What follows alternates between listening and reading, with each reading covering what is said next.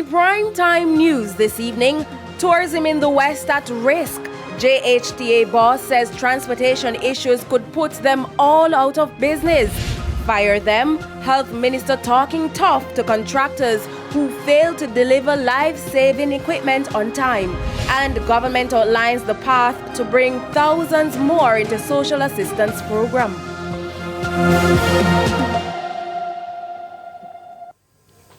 Good evening and welcome to Primetime News on air and online at onespotmedia.com. I'm Archibald Gordon. And I am Andrea Chisholm with a preview of what's to come in business news. Here's Javon Keys.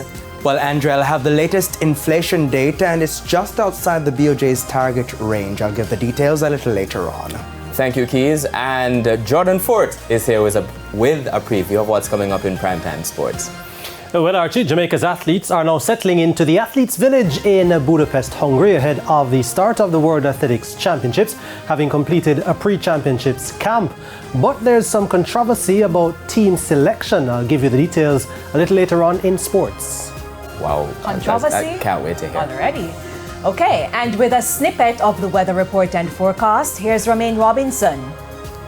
Thanks, Andrea. We do have some dust that is across much of the Caribbean this evening, and it is expected to be lingering across the area over the next couple of days. But we still have some thunderstorms likely to develop in the afternoons, especially across central and western parishes.